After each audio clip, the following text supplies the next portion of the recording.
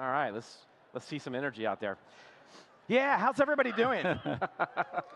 There we go. There we go. All right, thank you. All right, so let's get into exploring alternative funding for startups.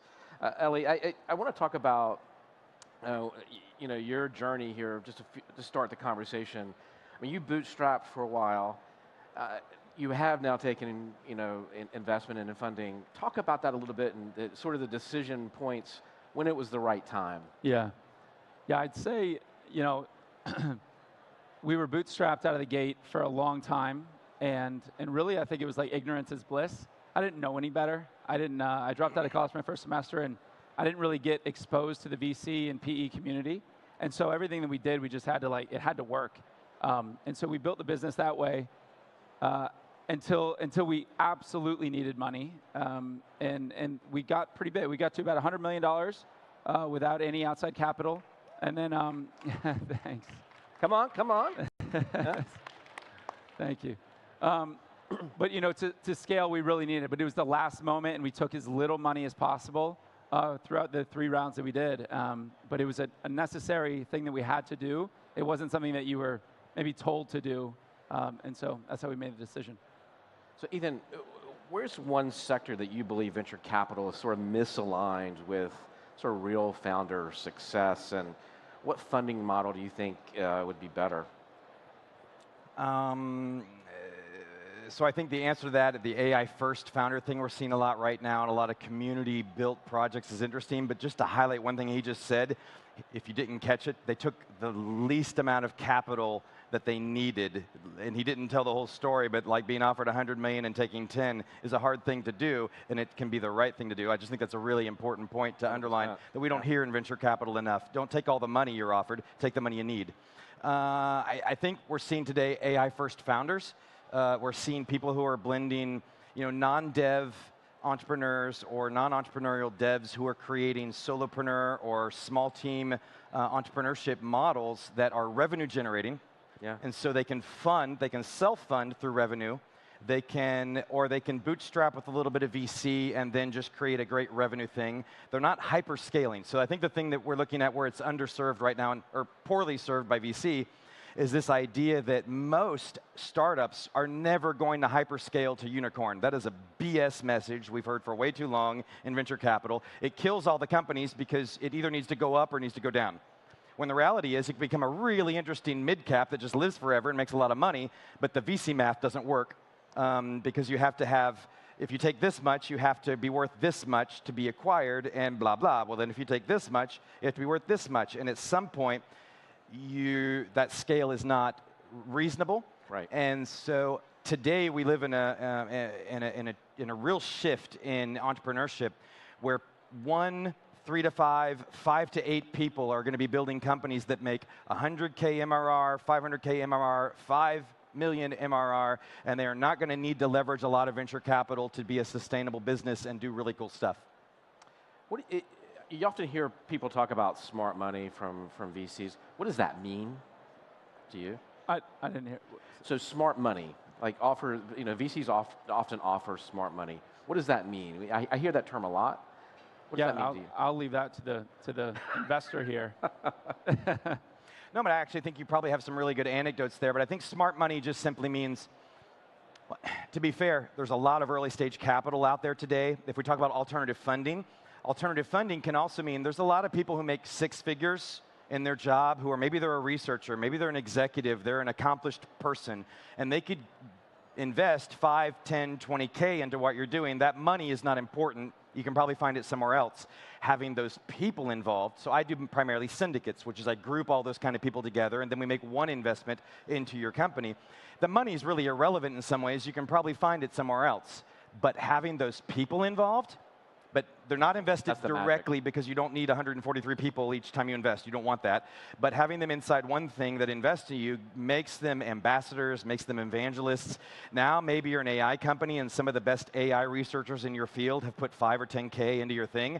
That's magic to have those kind of people there. It's called Borderless Ventures for a reason because I really bridge Southeast Asia and Europe, based in Paris, but also North America as well, for helping companies scale cross-border and scale up So for me, the value add isn't the money I can give someone, it's the fact that my network is really big. I do this all the time. I meet all the in-between people and the connectors. So I either know everybody you need to know, or I know the person who knows everybody you need to know, and that can be magic when it comes to building something. I'm not important, but putting myself in that position allows me to connect things together. And I'm sure you've got some anecdotes about you don't want money when you raise for a startup. I know you think you need money, but you do not need money. What you need are people who can help you build your business, whatever that means. And you've probably met those. Yeah. No, go ahead. Yeah, I was just going to say, for me, I think smart money is the money that you need, not the money that that people tell you need. And as he was mentioning, we got an offer for to write a check for $200 million, and we took 25. And then we got an offer to write a check for $300 million. We took 140 on our Series C, but the 140, 110 was secondary. Only 30 hit the balance sheet. So it's non-dilutive. It's very, very small. And so I think once you get to scale, then you can be very picky and choosy. But out of the gate, I mean, just there's so much pressure to raise money, like the thing that you're supposed to do. And frankly, it's bad advice. And so you know your business better than anyone else. Make decisions for your business in the best interest. And honestly, I think it's hard when people are throwing money at you and you think that money will solve all your problems, and it doesn't. A lot of times it just creates bigger problems. And so, yeah, I think for me, smart money is the money that you need and not taking anymore. How did you Drinks on Eli. I'll send you the address later. how did you decide who to go with? Like when this money was coming at you, you'd had great success bootstrapping. How did you decide the partner that you wanted to work with? Yeah, I'll say for the Series A, it was, I didn't want it. Honestly, I'm like, we're good.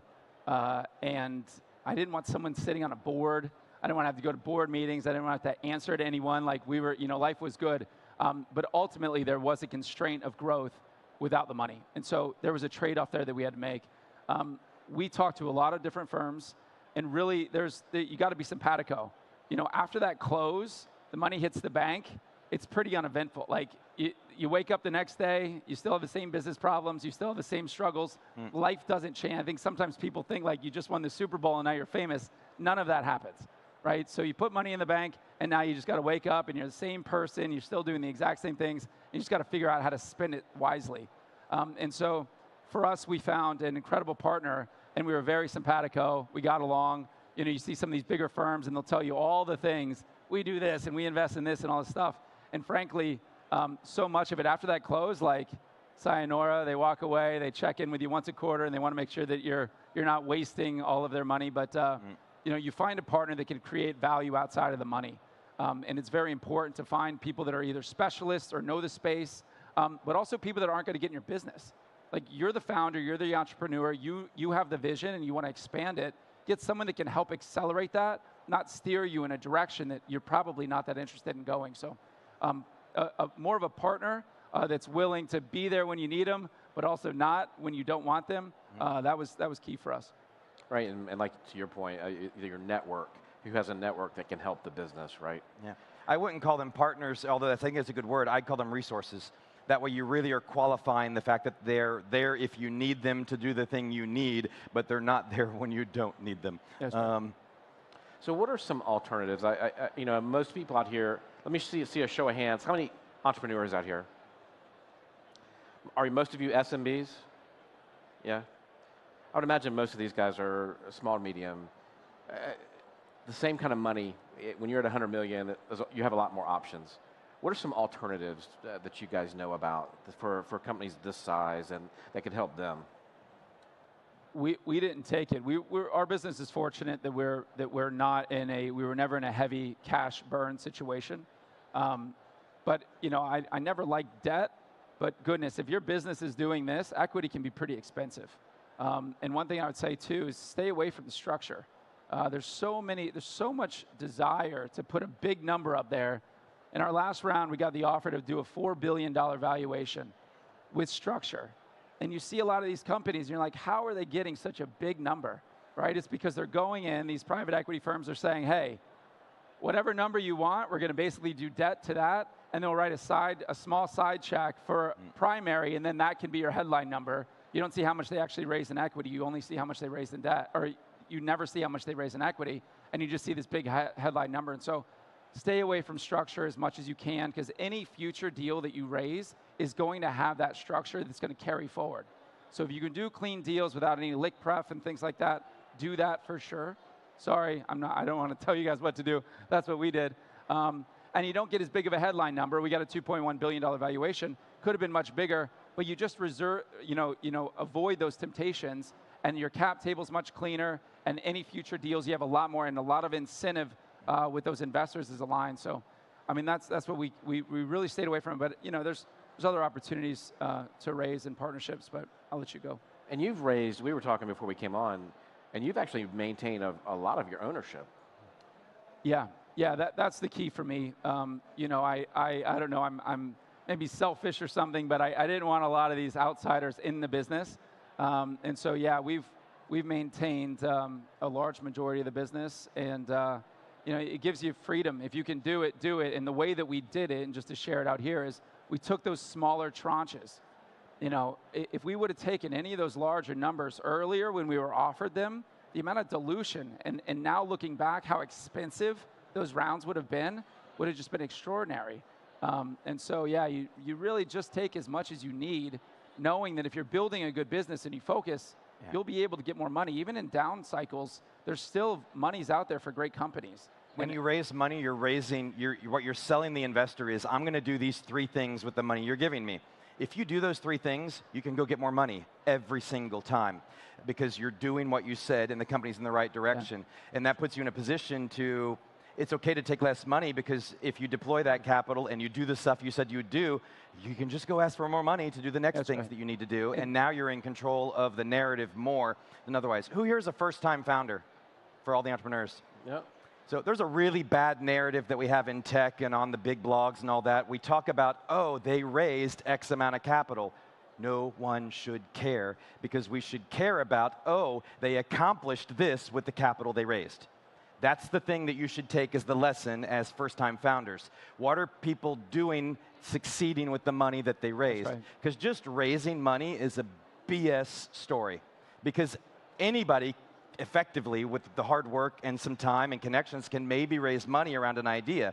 The real success to celebrate is building something and scaling to it with that money. So don't focus on raising the money. Focus on, I need the resources I need to accomplish these things for my company. And I'll just say, money makes people do wild things. You put a couple more zeros in that bank account, and you are going to start doing things that you would have never done before. And frankly, if you get too much money, we did this with our Series B, right? I'm not flawed. We made a lot of mistakes. We put our first big tranche of money in the bank, and we go, we got it. Let's go. We got to do something with it now, right? We started hiring all these people, and sure as shit, we didn't have the infrastructure to support that. Then you're just burning this money. You've got all these people that are waiting around, and they're not efficient, they're not productive, because you don't have the systems. So if you do those tranches smaller, you allow your business and the foundation and the functions to expand and mature. And so you put all that money there early days before the valuation's higher, you're just all that dilution, and frankly, you really aren't going to be able to deploy it very efficiently. Mm-hmm. Yeah. Talk about the early stage of raising money. I saw a lot of entrepreneurs, first-time founders in here. What should they be thinking about? How should they be building, to put themselves in a position to raise money however they're going to do that? I would say pick an investor that you get along with. Go have multiple dinners. Go see what makes them tick. Go see what their motivation is. That's one. Do the smallest check you can with the least amount of dilution. Don't do structure if you can avoid it. Structure, all it's going to do is give you a bigger headline number. And I promise, after that social post and you tell your friends and family, no one's really going to give a shit. And then you have structure that's going to carry through forever. So, I mean, those are just some of the things I look for. But did they get interested in you because of the business or the team or the infrastructure you'd already built? What really hooked? Yeah, I mean, for us, I think we were targeted. We were bootstrapped, so we were already efficient. We were growing, and we were not burning money. And I think that was the profile of investor that we attracted. And really, whatever space you're in, there's someone that specializes in that. And we just happen to be, I think, in that quadrant of investors that were looking for that profile. Yeah. If we were looking at advice for that, what I would say is it's less about how to raise and more how to be a good networker and how to be a good connector. Because the reality is all the press or media needs that you'll have in the future are people you meet a year before you need them, and you create a relationship. All the investors that you might want to reach out to are people you meet, and over time you build a relationship. You don't ask for anything. You show them that you're doing something, and it fits what they might do in the future to help you, and you nurture that relationship over time. And so I think becoming a good networker, becoming a strong connector, where you come to things like this, and instead of always trying to get something from people, figure out how the person you just met, you can introduce them to the other person you just met because they need to talk to each other. That's what I do. My job is professional networker. I just happen to monetize that by now connecting all those people and investing in things, advising people, and doing all this stuff. That is the skill that lets you raise money. It's by having strong network reach and having a value proposition as somebody who's doing stuff. And eventually people will come to you. Networking isn't about who you know, it is about who knows you. And so making sure that lots of people know who you are and what you're building and what you need, the right people will show up, serendipity will take over, and the universe will align. That may sound like a bunch of BS, but it's real if you put yourself out there and you create it. If you just go sending cold emails to all the VCs to get money, it doesn't work, because they get all that all the time. But if they get it from somebody they know or from somebody they know about who passes it along, they read it. Yeah, and I would just say, if you're not a good networker, i.e. me, you should. You do need to lean out there more, but just focus on the business. If you build a good business, to his point, they will find you. So just focus on your business, focus on your customer, 1 foot ahead of the next. Don't think if you don't have all this money, the world's going to end tomorrow.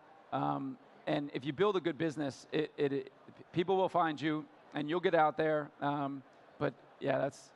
I love the focus on those fundamentals, and I think network is one of the fundamentals, right? All of those, you work on the systems and the processes, and you get all of that running really well. Yeah. Then you're more likely to be successful. We have about 2 minutes left, so what I want to talk about now is, are there vehicles of ways to raise money? I remember when we were in a cash crunch early on in the toy business, we had things like invoice financing, and there were other vehicles for us to raise the capital we needed. That was horrible, by the way. But are there vehicles out there that you would discourage, particularly early on, when maybe you're going for your first round, you're trying to raise a little bit of capital? Are there vehicles out there that you wouldn't touch, or that you would say maybe it's not a great idea?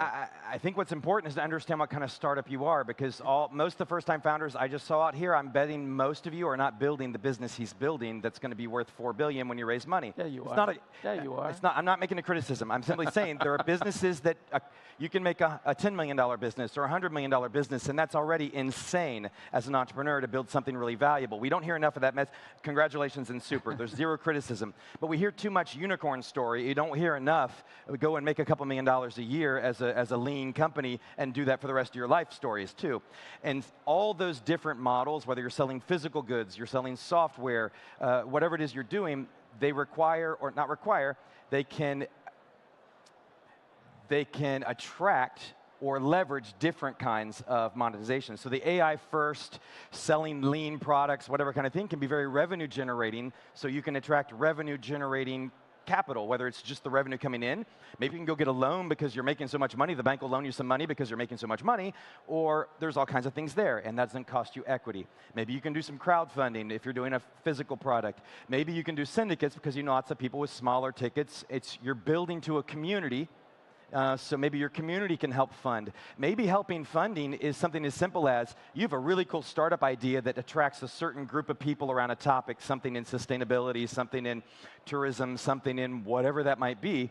You build a huge community on social media that love what you're doing and your content, and then you say, hey, listen, our thing costs $10 a month or costs $20 a month, but we need to raise capital to scale, so if you give us $200 a month, you can have it free for forever. That's fundraising, because you're getting the money now. So there's ways you can front load some of these things. Think about the business you're building and figure out what are the ways that that business can raise and leverage capital, because they're not all the same. Not all businesses need to raise a lot of money to then build something that can finally make money. A lot of startups can start making a lot of money earlier, especially, again, with our AI-first model we have right now a lot, or somewhere in the middle. So figure out where the money can come from that makes that happen. No, Eli, you get the last word. You get the last word. Sorry. Yeah, I don't have too much more to add. I think there's a lot of creative ways out there. I mean, use AI to decide, maybe an alternative solution, but there's a lot of unique funds that are coming around that are not traditional, and I think that I would look there probably. Stay away from predatory. Obviously, it goes without saying, but there's a lot of gnarly money out there that, man, lawyers. Hire people lawyers. Came around and say, hey, do this and do that, and it's a 17% interest with a PIK, and like, what are you talking about, right? Just, there's some gnarly programs out there that you want to stay away from, but again, goes without saying. Can I add one quick thing?